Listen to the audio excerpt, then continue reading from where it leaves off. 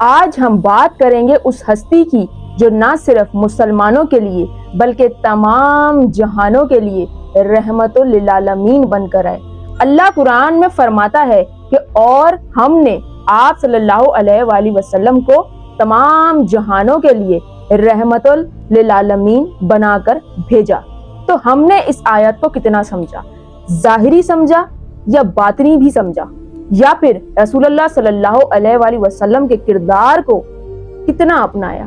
یاد رکھیے گا کہ سنت رسول صرف وہی نہیں کہ جہاں انسان صرف اپنا فائدہ سوچے، بلکہ سنت رسول وہ بھی ہے کہ ایک انسان دوسرے انسان پر یا ایک انسان اللہ کی کسی مخلوق پر رحم کرے۔ کچھ لوگوں کا تصور ہوتا ہے کہ جب بات کردار رسول کے عمل پر آئے تو کہتے ہیں کہ کہاں رسول کہاں ہم، اور جب بات ان کے اپنے فائدے پر آئے تو کہتے ہیں کہ جہاں رسول وہاں ہم۔ مثال کے طور پر رسول اللہ صلی اللہ علیہ وآلہ وسلم نے مسواک کی تو ہم کہتے ہیں کہ یہ سنت ہے۔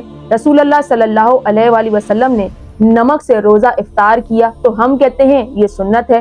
رسول اللہ صلی اللہ علیہ وآلہ وسلم نے عطر لگایا تو ہم کہتے ہیں یہ تو سنت ہے۔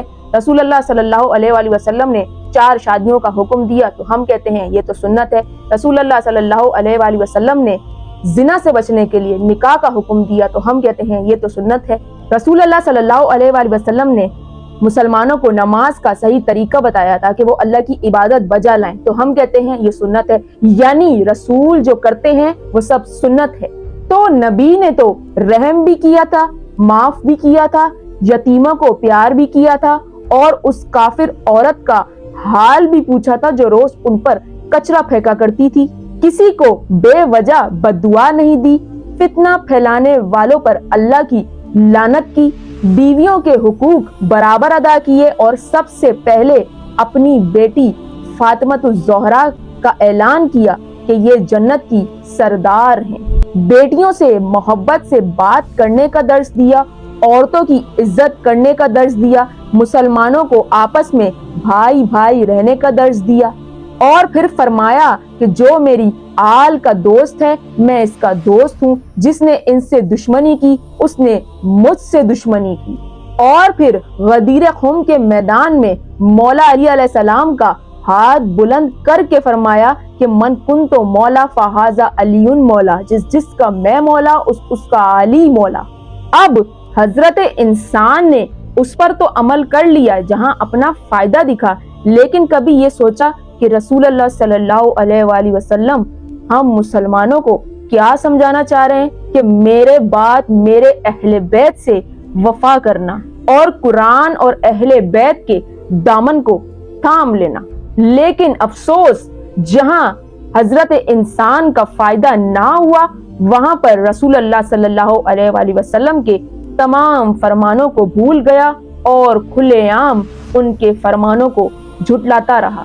یاد رکھیے گا کہ رسول اللہ صلی اللہ علیہ وآلہ وسلم نے ہمیں اخلاق، کردار، شفقت، رحم دلی اور مہربانی کا سبق دیا۔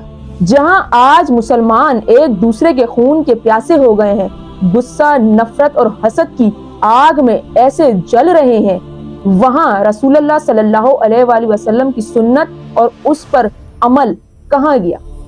یاد رکھیے گا کافر تب کافر کہلاتا ہے جب وہ حق کو جانتے ہوئے بھی اس کا انکار کرے، اور مسلمان تب مسلمان کہلاتا ہے جب وہ حق کو اپنا لے۔ تو جب مسلمان یہ تسلیم کر رہا ہے کہ رسول اللہ صلی اللہ علیہ وآلہ وسلم جو کریں وہ سنت ہے، پھر جب عمل کی بات آئے تو کہتا ہے کہ کہاں رسول کہاں ہم، یعنی اپنے فائدے تک سنت کو اپنایا ہوا ہے۔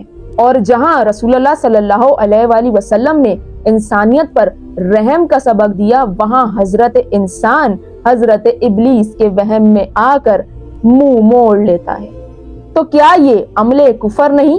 اب ذرا غور سے سنیے گا کہ قرآن میں آیا کہ رسول اللہ صلی اللہ علیہ وآلہ وسلم سب کے لیے رحمت العالمین ہے، تو اگر ہم اپنی زندگی سے رحمت کو نکال دیں، یعنی رسول اللہ صلی اللہ علیہ وآلہ وسلم کے کردار کو ہی اپنی زندگی سے نکال دیں، تو ہم رسول اللہ صلی اللہ علیہ وآلہ وسلم کے اصل پیغام سے تو دور ہو ہی جاتے ہیں، ساتھ ہی ساتھ ان کی رحمت سے بھی۔ تو یاد رکھیں کہ رحمت صرف مسلمانوں تک محدود نہیں ہے بلکہ انسانیت تک بھی ہے، اور اس بات کا انکار کرنا سب سے بڑا کفر ہے۔ رسول اللہ کی سنت صرف ظاہری عمل کا نام نہیں بلکہ ان کے کردار کو اپنانا بھی سنت ہے۔ آپ صلی اللہ علیہ وآلہ وسلم کا پیغام انسانیت کے لیے تھا اور ان کی رحمت ہر شخص پر ہے۔